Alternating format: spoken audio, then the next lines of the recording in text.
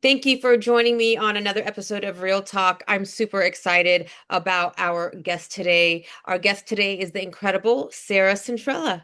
Sarah is an internationally recognized keynote speaker, executive mindset coach, and the best-selling author of four empowering books, including Think It, Hustle, Believe, Receive, and Future Boards. Over 15 years, Sarah has advised Fortune 500 companies, C-suite executives, professional athletes, and high-performing teams. She's also shared the stage with Ed Milet, Alex Rodriguez, Lori Harder, and her work has been featured in the Wall Street Journal, the New York Times, Good Morning America, and Inc. magazine.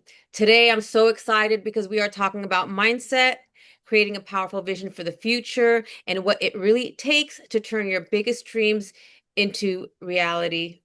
Sarah, thank you so much for joining me today. Oh, Grace, I'm so excited to be here. Thank you for having me. I know this is going to be an amazing conversation. Thank you, thank you. And your story is amazing, and that's what attracted me to, initially several years ago, and just what you've been able to manifest and create, considering, the challenging upbringing you Yeah, had, and then the challenging, divorce with three young kids. So yeah, I'm just so excited to share you with our audience and yeah. you help us talk about, how do we manifest our biggest dreams, especially when we're facing challenges or dark times. And Right. Well, thank you so much for having this conversation. I think it's such a important conversation, but especially in the time in which we're living right now, where people are very stressed out, very yeah, concerned about the future. There's a lot of uncertainty, and so when you can start to shape that uncertainty a bit and be intentional about creating your future using some simple tools, some proven tools to do that, it gives us our power back. And so I'm so passionate about both these topics, but kind of before I get into answering your question, how do we manifest the life that we want? I'll share a little bit of my backstory if you don't mind. I think it's a absolutely. great, well, I would never be here if it wasn't for that, obviously. But it's also the start of every single thing that I teach. Everything that I teach comes from personal experience, comes from me needing help, needing a tool, and not finding it, and then just figuring it out, playing around with it and figuring it out. So this whole journey started for me back in 2008. At the time, I was married to my high school sweetheart. We had been together exactly half of our lives for 16 years, married for 8, had 3 little kids. Our twins were a year old, and our son was 5. And it had been like a pretty rough year already. We had lost our home in the housing bubble. So Yeah. we were adjusting to that.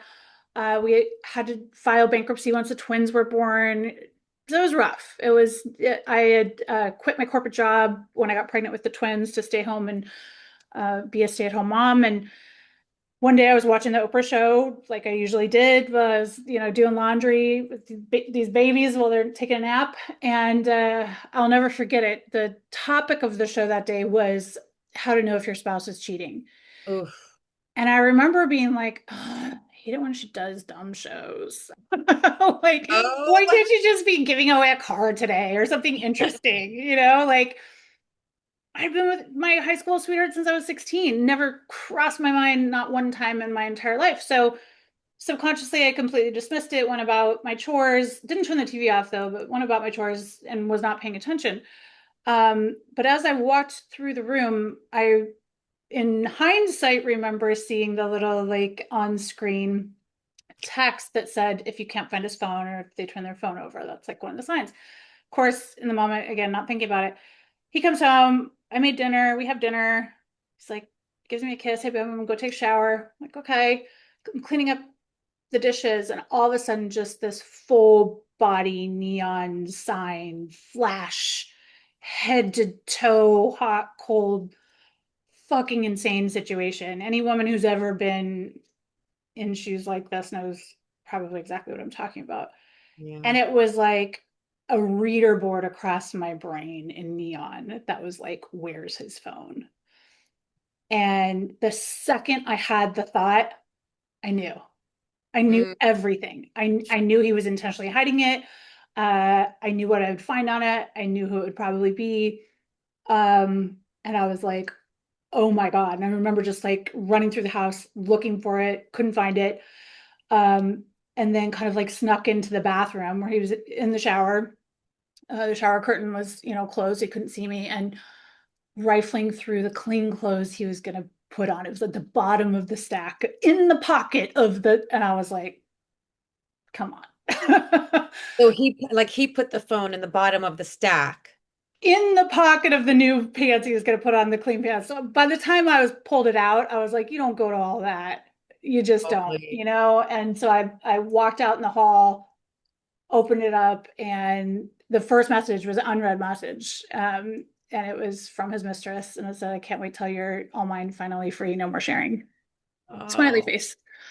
And I just remember putting the phone back, putting a movie on for my kids, putting my babies in the crib. And then I went in and threw the shower curtain back, said, get the fuck out of my house. And our marriage was over in 10 minutes. Like he literally got dressed, sopping wet, kissed the kids goodbye, threw his ring at me, and was out the door in a total of like 10 minutes. And oh my gosh. my life as I knew it was over. And that night I was just laying on the hardwood floor, had been crying forever, obviously.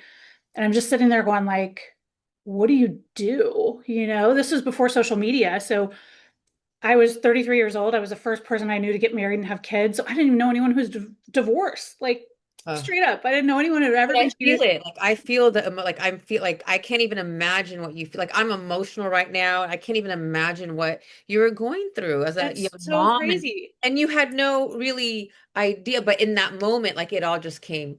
Look at how the universe works. I'm telling you, it will knock you sideways. But I think knowing everything that I know now, I know that for the probably, a couple of years, definitely the couple years leading up to that, I knew there was more to life. I knew that I was meant for more. I never was quite sure what that looked like, but I was always looking for it. I wanted a super fulfilling life, and he very much didn't. And very much wanted kind of just the house and the yard and whatever. And so I think the universe knows like the desire of your heart. It And really does. I call them earthquake moments, and sometimes it has to blow up the house in order for you to be able to build the new one. Yeah. And man, like that day as I was like laying on the hardwoods, I was just sitting there going like, I can't do this, I can't do this. And I had this very distinct moment where like my internal voice or God intuition, whatever name you want to give it, just came back and was like, what if you can? And that was Yeah. but it was so distinct and so clear. And I'd never had a thought like that before. And I remember going, huh, that's interesting. Well, if I could, what would I do? And it just started digging me out. So every day I kept on just asking myself, well, if I could, what would I do? And and honestly, that really led me to my next question, which was, if I have to build this life over from absolute scratch, why don't I make a good one? Right on. Right Yeah. on. So prior to this, had you read any, self-development, self-help books? Were you aware of intuition, or did it just all happen like in that moment? I had no understanding, honestly. My only exposure was the Oprah show, because I was a big, obviously, Oprah fan. This was back when her show was on every day. And two shows stood out to me that wound up, in hindsight, being very powerful for me in this moment when I was actually ready to kind of receive them. But at the time when I had watched them, they didn't at all. I very much dismissed them. And one was The Secret.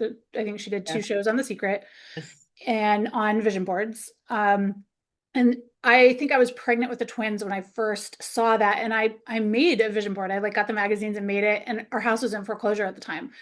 And I remember my husband coming home and being like, what the fuck? Like, this is what you did all day? Like, we're about to lose our house and you put all these random ass dreams on. Like, what are you doing? And I was so ashamed and so embarrassed. I like hid it under the bed or whatever. Mm. And then when all of this happened and I got my first tiny, tiny little apartment, my first job, I was like, ain't no one here to tell me I can't pull that thing back out. So, Amen. I was like, I'm gonna imagine this new life and I need pictures to go with it because I'm a visual person. And that kind of started that piece. And then the other one that was in hindsight, like so powerful was Louise Hay. She had Louise Hay on. Yes. And she was talking about how your thoughts change your thoughts and change your life. And again, that one I really dismissed because I was like, she's insane. Like there's something wrong with her. I have no idea what she's talking about. Like the concept was so foreign to me. I was like, how does anyone control what is going on in your head all day long? That seems so crazy to me. But as I was trying to do this rebuild in this enormously dark period of my life, those two things just kept on coming back, like they just kept on reinserting themselves. And I thought, well, I don't know how this whole thought thing works, but if I really think about it, I kind of manifested everything I didn't want already. I could draw the line for that. And I was like, well, if I could pretty very quickly draw the line that I was what I thought became my reality on the negative, like logic will tell me it might work on the, and that was where it all started. Because Oh, I was very like tangible about it. I was like, okay, that makes logic sense to me. So let me play with it and figure it out. love that. I love that. And I love how it just came to you intuitively and you didn't even realize it. Mm, And yeah. look what, Oprah, that Louise Hay, like Yeah. that's like for me and Eckhart Tolle when someone sent it to me, Oh, I still like, can't get through that book. I've tried right. so many times. I'm like, what is wrong with me? I don't understand like And page one. I totally get it. I'm better now, but I was like, when she sent it to me, I'm like, she's insane. Like, Yeah. what is this? What are we talking about here? This is foreign language. Totally. So I totally can, and sometimes there's new things coming into my, you know, world where I'm like, oh my God, that's insane. And I'm like, Grace, just Yeah. stop. Because you Give it a just don't minute. know. You Yeah. don't know. Well, I think it probably was a benefit in a way because when that kind of whole thought process came back to me and I thought, I really want to be a different person. I want to be a different person in this life. I want to create a good life. I don't want to just survive. I want my children to have a great childhood. So like, what do I got to do to figure that? Like I was very much like, all right, cool. Now what? Like what do I and so I started kind of looking around and I didn't have a ton of time, obviously, on my hands. I was working full time in corporate and, had three little kids by myself. But whatever was out there, again, was like a foreign language to me. I still like, I bought the book, You Can Heal Your Life, Hmm. couldn't understand really any of it. So I kind of got a little bit more frustrated because I was like, man, how do I do this? I could not find the how. And then there was a lot of new agey stuff and same thing. It was just none of it showed me how. It said you should do this, but not one thing said today, when the thought comes in that your life sucks and that everything is about to get worse, what do I do right now? And so that's where I became this chick on a mission to figure out how to break it down in a way that made logical sense, but also was applicable on a daily basis and got results. It had to have like that whole arc with it. And I just started very simple. On my mindset training, I started with simple I am statements. I just thought, what do I normally say to myself that's horrible? And then what is the exact opposite of that? And Mm-hmm. that's where it started. And I just said, okay, I'll just tell myself that opposite as many times throughout the day as I can. And I was shocked at how quickly it transformed my identity, personality, and confidence. I'm with you. And that's somewhere that I also started was the I ams, the affirmations. And I know that there are some people that say, well, those don't work because if you don't believe it. Mm, So can you share with us, because it worked for me. yeah. So can you share with us kind of the logic behind that? Yes. Okay. So that I'm so glad you brought it up because that's one of my biggest pet peeves when I hear people say that. So what people don't understand is that yes, when you start to get maximum effect, by that point you do believe it. So it's like the snowball that happens really, really quickly, and boom. Of course, when you get results, you believe it because now you have factual evidence, and that's the only piece that was ever missing in not believing it in the first place, right? So most people jump all the way to that, which is results area, and say you have to be in results area if you ever want results. I was like, I'm sorry, bro. That makes no sense to me. Like, how do you get from start to result? Right. So, the coolest thing that now neuroscience has proven, and I think a lot of people understand, is that your brain is absolutely programmable the exact same way that a computer is. So, all I have to do in order to build genuine, unshakable belief is to repeat something over and over and over and over and over again. I Yeah. can start out on day one, week one, whatever, full on believing what I'm saying is a bold faced lie. Like, not only do I not believe it, everything in my being wants to reject it because I'm like, that you're lying to me. I'm smarter than that. Right. So I remember the first one that I tried, I'd been horrible about my body image since I was like 12 years old. Okay. And just vicious 24/7. Probably 70% of my thoughts were just vicious.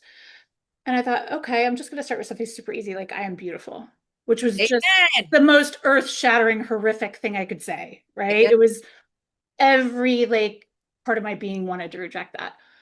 I just would stand in the mirror as I was doing my makeup. I'm like, I'm beautiful, I'm beautiful, I'm sexy, I'm powerful, I'm beautiful, I'm beautiful. And of course, the first like 2 weeks, it felt horrible. I think I probably cried the first couple times I said it. It was so like abhorrent almost to me. But I just stuck with it. I just kept on saying it. And I remember a couple months had passed and I was just genuinely feeling better because logic will tell me I wasn't turning myself down all day, right? So obviously my energy is going to be better and I'm going to feel better. I didn't know that's what was happening, but it was.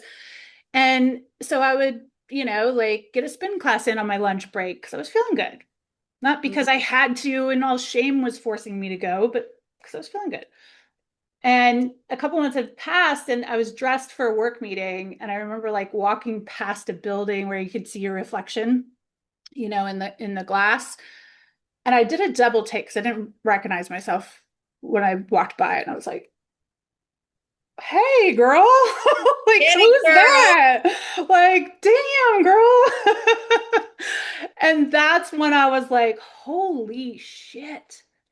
It took something that I had so embedded for 20 plus years that ran 50, 60, 70% of my daily thought process, belief system, how I showed up, how I interacted with people. I mean, it was something that I talked about in a self deprecating way continuously. It was not a little thing. This was super my DNA to then be on the other arc of that in a few months and genuinely be like, I feel fantastic. I Like, I like how I look. Like, is it perfect? No, but like, okay. I love And I was that. like, well, shit, if I can do it there, why can't I do it on every other thing? Yes, I love that. And I can relate because, growing up, I was told my dad would call me ugly. And Mm, he's like, "Oh, I don't mean it." But I got, abused all the time and blah, blah, yeah. blah. And so I always thought I was ugly. I hated to look in the mirror. When I looked in the mirror, all I saw was something ugly staring back at me. And so it wasn't until my 40s when I started practicing the affirmations and I was like, Uh, "Oh my goodness." and it just breaks your heart for like the younger version Oh, of ourselves who totally like breaks. the whole time it was within us to build that within us, and I think of all those years before that I was looking for that validation from, my husband at the time or from literally anybody, and because I didn't believe it. But then once I did believe it, it changed everything. It changes how I operated, changes what you tolerate or don't tolerate. It gives you quiet confidence. Yeah. It's amazing. So the biggest thing I want people to take away from this is no, you do not have to believe it initially. Trust the neuroscience that is Yes. just programming. So as long as I am consistent in the programming, that part is non-negotiable. You have to be consistent in the programming. So you can do it as a daily practice. I spend about 30 to 90 seconds in the morning, just looking at my board that has all my I am statements on it or rewriting them. I also have a little jar that I'll write one in and drop it in my jar in the morning after I make my bed. So part of my intention for the day. But if I'm putting it out there consciously, it will start to naturally do its work. And that is the coolest thing in the whole world. I actually don't have to do a lot of work. I just have to be consistent on the programming. Yeah, I love that. And our mind doesn't know the difference between reality and imagination. Nope. So when we keep, like you said, we're rewiring our mind, and then our thoughts create our how we feel. Absolutely. Our feelings, our actions, All of they them. guide every single minute thing we do from the time we wake up to the time we go to bed. Yeah. People don't really think about it in that way, but it's the difference between if you take a lunch now or in 10 minutes. It's the difference of if you get up and take a walk or don't. Like every single thing you do is guided by your thoughts. So if you're now the one driving them, of course your actions are going to be impacted. Of course your results are going to be different because you're not just riding along, you're actually steering it. There's two things that just came up, but one is intention, but the other one is, and I think you and I have talked about this before. It's like they talk about inspired action. Don't take action till you're inspired. No. I'm gonna say, like, I'm gonna do a whole podcast on that. It doesn't work. No. You need to take action. No one is going to be inspired. Let's be honest. Exactly. Like, So let's talk about that because if I had to wait till I was inspired to take forget action, it. I'd be like chatting with you on the phone all day long. No, 100%. And also, inspiration is fleeting. Inspiration is fleeting. You could be inspired to take action for a half hour. And if you didn't take it in that half hour, by the time an hour and a half goes by, you've talked yourself out of it. So if you're waiting for inspiration, good freaking luck. Like you're not going to ever achieve anything you want in life ever because And it's a totally fleeting thing that you have zero control over. It's truly it's an idea. To me, that's what inspiration is. It's an idea. And it's up to me whether I foster the idea, give it room to grow, and then actually play with it and give it oxygen and daydream about it and start thinking about it. That's how it starts to become something. And all of that is turning the maybe inspired idea that, ooh, little ding ding, into something real and tangible. But most people are missing the ding ding in the very first place. And they're sitting around going like, I thought inspired action was be like, hey, start this business and here's how you start the business and sit down and in 45 minutes the business is done. Like, no. no, that's not how it works at all. Not even a little bit. So take action from day one, from the moment of commitment. So for example, in something like this mental fitness tool that we're talking about, I am statements, it's free. Every single person who just heard me say that doesn't have to pay for how to do that. Just told them exactly how to do that. So go write your I am statements. They need to reflect who you want to be and not who you are. By the way, they're Yep. aspirational. And then repeat them until you don't need them anymore because they are genuinely how you describe yourself. It's that simple. So the piece that is the action that is needed on your part in order to get that result is I have to say, hey, I'm going to get up and say these to myself, read them, listen to a voice, whatever that practice works for me. I'm going to do that every day, whether I'm inspired to do it or I actually really fucking don't want to do it at all.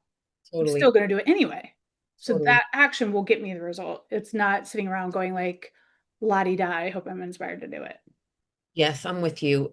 Do you feel that once you start taking action, you feel a little bit more inspired, or is that inspiration flow? What's like sometimes when I just start taking the action, I get inspired. Oh, well, absolutely, because action starts to create momentum. Yeah. So once I'm taking action, even if I have zero idea what I'm doing, just the fact that I'm doing something related to the thing that I want or the change that I want is making all those other things grow, right? So it's making ideas grow. It's having your knowledge about that topic or whatever grow. So you're getting your hands dirty with it, which means you are transforming into the version of you that will ultimately be the thing or the expert or whatever you want to do. But there's no jumping that step. You cannot jump that step. You have to get in and do it. And I call it relentless pursuit that builds over time. But again, it only builds through actions. Those initial first actions might feel like nothing. It might feel like, why am I doing this? I don't even know if this is effective. I might have to redo it all. Like, what am I even doing? Right? No man's land.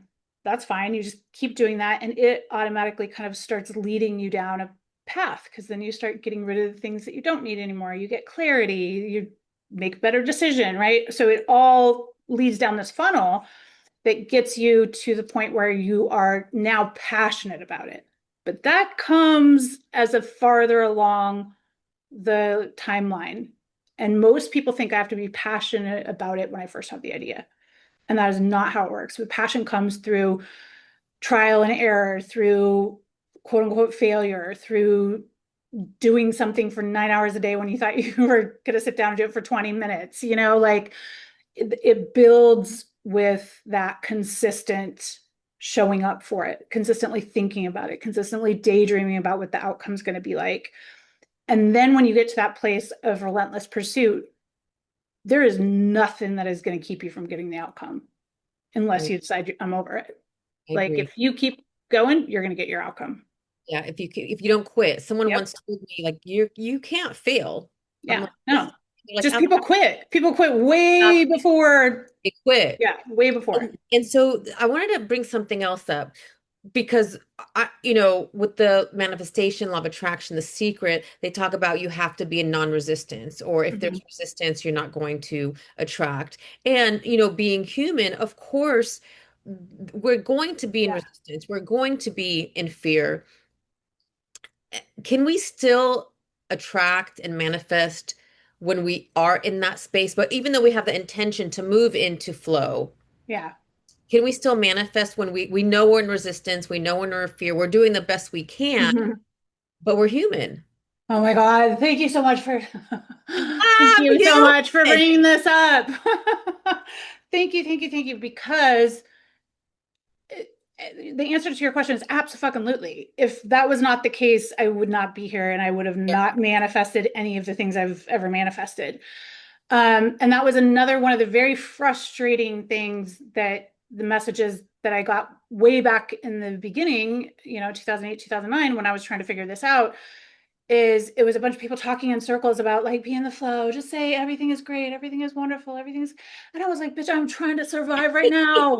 Like, where is rent coming from? I have no food to feed my kids. Like, what the actual fuck? I can't just lay around and be like, everything is beautiful. Like, get the fuck out of here, like, and it was also very frustrating because it innately, in my opinion, builds a shame cycle.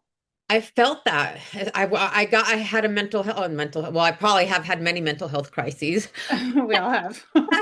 I had a health crisis in 2022, and I couldn't believe the amount of shame I felt. Like I did this to Yeah. myself.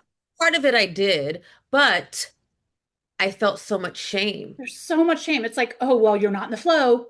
If you were in the flow, if you weren't resisting, if you didn't have any doubt, if you don't, and no, I do not subscribe to that. I do think there is definitely a difference between struggling and choosing to struggle once you realize it, That I agree with. because that can become a self-fulfilling prophecy, which I was able to see in myself pretty quickly after my first big uh manifestation, where my board, probably 70% of it or so, came to life about 18 months after my ex-husband left. And we're talking, I went from like food stamps and an eviction notice to being courtside at an NBA game to, being at a five-star restaurant in New York And City. having Just, my let reach out to you. yeah, just this crazy alternate universe that I was like, okay, there's no way anyone can tell me I didn't make this somehow have a hand in this happening, right? But then after that first level of manifestation, that's just this gorgeous whirlwind that you're just like, oh my God, life is magical. Then you go through like another level where you have to kind of flush some stuff out that isn't serving you. And that's where I really noticed that I had a lot of self-sabotaging subconscious beliefs and behaviors that were going to block the next level of my manifestations, because they were in absolute conflict with energy that would bring abundance in. So I do believe energy is a thing for sure. For sure. For sure. And I believe this unconscious story that's, that's my, genius, but 100%. it's like it's always, oh, for me, in my experience and with my clients, it's always a story. Yep. Period. The end. Yep. Always the story that you believe, right? Yes. Yep. And so if you're looking at it and going, hey, that story is no longer serving me, maybe it did initially. 100%. So yeah, the hustle got me where I was. I would never be anywhere without it. But then at a certain level, when you're working your way up and you're manifesting at these different levels, you have to get to a place where you're like, I have to let that go because I now am at a different spot and I don't want hustle to turn into struggle and I don't want that to be a cycle. And so, I spent probably the last 2.5 or 3 years really experimenting with those ideas and trying to see what actually works and what doesn't and what builds shame, um, versus what actually resets your nervous system. Oh, that's a huge right there. Our nervous system is everything. Yeah, because a lot of the Instagram gurus out there who are like, you're about to have $1 million next week if you just get in the flow. And you're like, well, I don't have $1 million this week. So does that mean I'm not in the flow? Like, what's wrong with me? And that's where I was like, yeah. So Media is amazing and incredible, and it's toxic too. yeah. Yeah. Especially if as soon as you get in an algorithm bubble, that's all you hear. So you feel like everyone can do it but you. So what is wrong with me? And so what I have realized over the last year and a half or 2 years, where I was very consciously releasing deeply embedded trauma beliefs, probably karmic generational shit that wasn't mine that I was Oh, carrying. that's where Like, I've been the last 2 years. Wow, it was so painful. much. Oh my God. And I had to go through so much loss to get there. It was a Mm. lot. I had last year was one of the hardest years of my entire life, but I knew that it was doing a shedding that kind of had to happen. And instead of trying to force this flow thing that everyone was talking about, I was like, how do I heal my nervous system?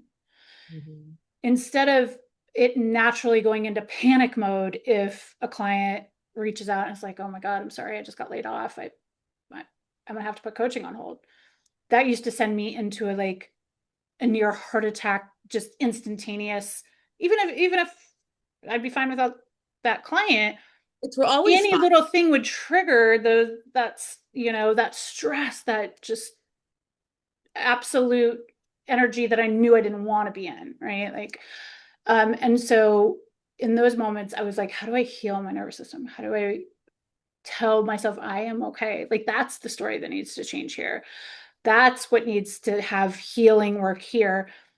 And it was when I could do that. And Mhm. I'm gonna like that gives me goosebumps because it's a fresh thing, y'all. Yeah. Like, I worked on it super intentionally for the last 2 years, and I would say I felt a huge breakthrough, kind of release style, just massive breakthrough at the end of the very, very beginning of June. So we're what, like 8 weeks out from that?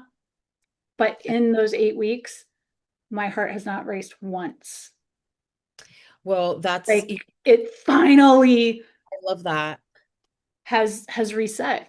So that I think is super critical because as soon as that happened, manifestations like I've never had in my life came through, and I knew they were banked. It's like I could see them on the other side of the bank. You know what I'm saying? Like, I Really. knew they were just like, girl, you're almost there. Just get there, please. And then as soon as I did, it was like boom, boom, boom, boom, boom. But when we're in it, and you know what's on the other side, it's just when you're in it and when you have to do the shedding, when you have to release the old identity and step into the new identity, like you feel it in your body. Like You do. you feel it, and the body does keep score. And so kind of release, like you said, like releasing all of that. And when I first got trained 10 years ago, I finally realized why the first piece you work with the clients on is ask them about where they're stressed, because the first thing we need to do is regulate their nervous system and Yeah. then start doing the work, because if we're doing the work from a fight or flight response, Yeah. it's not effective. Yeah. And it really, once you can, and for anyone out there who's, this is stuff I didn't know how to do 2 years ago. Um, and you're maybe starting this journey. One of the things that I did on a daily basis was listen to a guided meditation. I love YouTube. I love Reiki Rachel on YouTube. She does guided energy healings. And so I kind of pick one on whatever it was that I was feeling that day that I wanted to release or let go of. And I'd spend anywhere from 10 minutes to a half hour a day just practicing my breathing, just allowing myself to feel safe and to feel calm.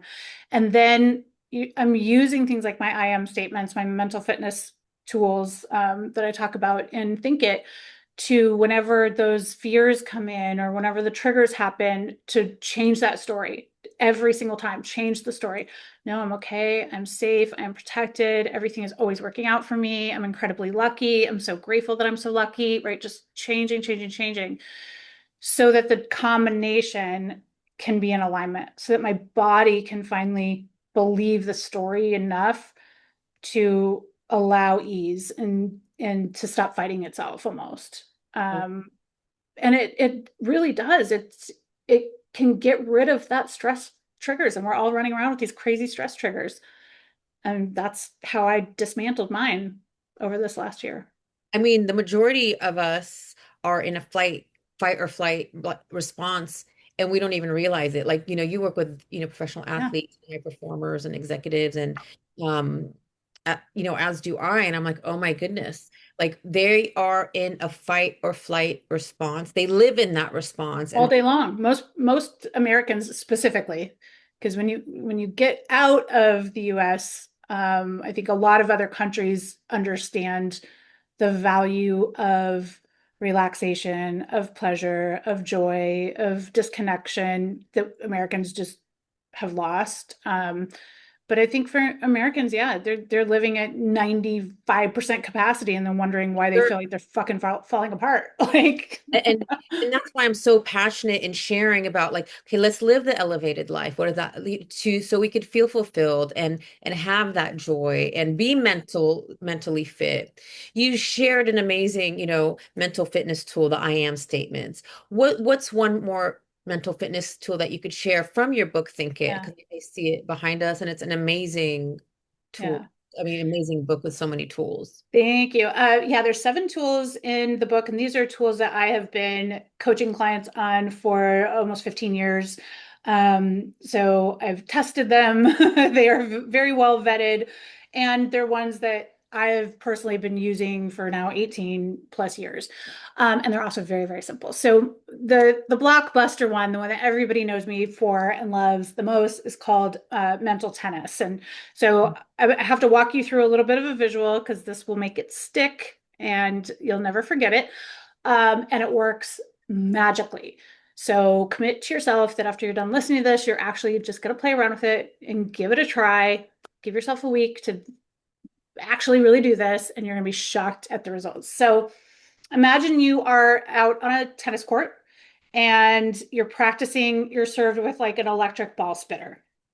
And no one in their right mind is going to stand right in front of that thing and just be like, I have an hour and a half. Go crazy on me. Like we're not going to do that. We're going to get out there and run around and try and hit the ball back over the net. We're not just going to be pelted by these speeding balls all day long. But think of your mind as that exact same tennis court. And all day long, science says that we have between 60 to 90,000 thoughts a day that are pelted at us like tennis balls. And what does the average person walking around this planet do? They stand in front of it and they're like, I hope this is over soon. And maybe it takes a couple hours, maybe it takes a couple months, maybe you've been in a fog for a year or a funk for a year because we've been standing in front of this thing. Because no one ever told us we didn't have to. We could actually get out there and return the serve. So if I'm thinking of it in that metaphor that all my goal is to get it back over the net, I'm not going to be perfect. I'm not going to get them all, but I'm going to get quite a few. And every one that I get is one that's not hitting me. So And win-win, right? So when you're using mental tennis, that thought comes at you, I'm going to fail, or I'm ugly, or I'm not good enough, or somebody's better than me. All you have to do is return the serve, and the return is what is the opposite of that word that just came at me. So if the word that came at me was ugly, what's the opposite of ugly? You're fine and sexy, girl. Thank you, right? So I'm immediately like, I'm fine. I'm sexy. I'm beautiful, right? So, so simple. But stay with me here because there's magic behind this, and that's the reason why it works. So before, when you didn't know what to do, all day long, that thought, I'm ugly, comes at you. It changes your confidence, right? It changes how you walk into a room. It actually changes whether people perceive you to be beautiful or not. Absolutely. So it reflects every single thing around you. So the truth becomes, yeah, I'm ugly, let's say, in that example, right? But as soon as I start changing that and I start saying, I am beautiful, I am beautiful, I am beautiful, I am beautiful, I am beautiful, then what starts to happen, just like it did with me, I start like having more energy. I start like putting my clothes on instead of wearing spit up pajamas outside. You know what I mean? And then what starts to happen is it starts reflecting back to you. And now you finally have your proof and off you go. And you don't really question it again. You've changed the belief from the root system up. So by repeating the new outcome that I want, just throwing it back, throwing it back, throwing it back, I am actually changing the belief for good Yes. as Beautiful. long as I am consistent. And I no longer am allowing the other one that was coming at me to then take root, which is what we all know it did before for all of us. It would start out, oh, you're ugly. Then it'd be like, oh, your pants look like trash. Your hair looks like trash. And boom, right? All of a sudden it would expand into this big old thing. Well, now the second it comes through, I'm hitting it back. I'm beautiful. It doesn't have room for this giant expansion that it used to destroy my day. I I just love killed it. I killed it at the source, right? And instead, I was putting out a new outcome that I never had before because I never thought that. I never felt that. I never exuded that. I never embodied that. But I'm putting it out all the time. So what's going to start to happen? Logic will tell you it's going to start to form into something. it's neuroscience. Neuroscience. It's so simple. The coolest part about mental tennis is you can do it for literally any single thing on the planet. Your 70,000 thoughts a day, just start hearing them and then thinking, oh, what's the opposite of that? Well, what's the opposite of that? Well, what's the opposite of that? And there you That's go. And every single opposite is creating an outcome that never would have come to you, you guys. Like it never would have just shown up. and it's fun. And again, like you said earlier, like if I was manifesting and in the negative, and we're all manifesting, like Yeah. why We're manifesting whether we like it or not. It just yeah, is so what why it is. not be, a day like one of my clients, I told her, go and dream, like be ridiculous, audacious. And what does, Q1 2027 look like? Yeah, Dream, be ridiculous. exactly. Yep. There's a word I use, delusional. Yeah. Absolutely. Like and for a lot of people who maybe aren't natural dreamers, I learned this in the course of teaching all of this, that not everyone is programmed that way. Sure. I am. It comes naturally to me, but I've found that about 50% or so of the population are what I would call a thinker. So they're more logic based, more realistic based, let's say, love a plan, love like a next step, which is all awesome Yes. because in the method that I teach, the think it method, you have to have both. So if you're just a dreamer, then you probably suck at execution and haven't really realized many of your dreams because that whole skill set is missing. Yes. And if you're just a thinker, you probably very slowly increment to where you want to go because you really don't know where you want to go ultimately. You're only thinking of the next thing you got to do.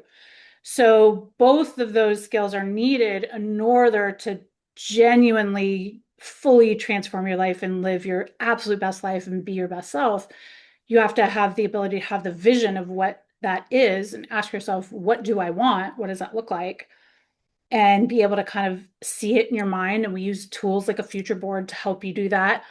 And then change the voices of doubt that will start to inevitably come in and try and kill that. And you use these tools to do that.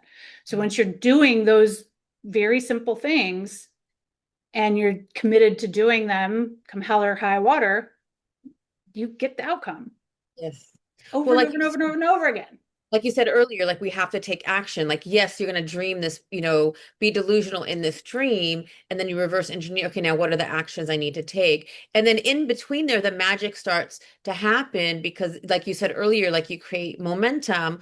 Like you said, if Yeah. you went from, on the floor crying after your husband walks out, and then 18 months later, like you're on Yeah. these Living the dream. stages and on the NBA court, and your book is, Yeah. at my Let show in 18 months. Yeah. Yeah. But there was, like you said, there's action in there. There's me diligently working on my mental fitness every day, changing every one of those stories because I had massive lack embeds, like I deeply too. embedded. I did too, and I still do. Yeah, I I'm mean they're constantly working on nasty little suckers. them. I mean, yeah. I mean, thank you. I can't believe what time it is. Like I can stay here with you all day. I I mean, know, what I you loved it. created is amazing, and I just want to tell you thank you. I appreciate you. I love you. I You've love you been too. so vulnerable over the last year. I know it's been such a hard year losing your brother and losing a Yeah. relationship, and you've come, I'm getting emotional, and you've really just come and showed up and shared that with us. And I know that is not easy to do. I just want to let you know that I see you and we appreciate you. Thank you for saying that. And thank you for being here and supporting all of the journey because it's easy to support someone when they're living the dream, and everything is fun and high and rosy. It's a lot harder when you see someone go through a difficult season. But I've always committed to show the good, the bad, and the ugly from day one, 18 years ago, because that's what we really need to know how to do. And more importantly than navigating the high points, we need to know how to navigate the low. Yes. So thank you so much for that. And I would love to have you back again because there's so much Anytime. now. But please let our audience know where they can find you. Yeah, so sarahcentrella.com has everything. You can get the books obviously on Amazon or wherever you get your books. And if you want to learn how to use the I am statements the same way I teach my clients, I have the free workbook for the I am statements. I can give Grace the link and she can put it in here and you Yes. can download it and do the homework assignment. I'm telling you, just that one simple thing can be life changing, Yes. truly. I mean, just the I ams and the mental tennis, I think are amazing, can definitely be life changing. So thank you so much for joining us. I appreciate you. And for those of you watching, listening, please like, subscribe, and share so we can continue to bring you amazing guests like Sarah Centrella. We'll see you next time.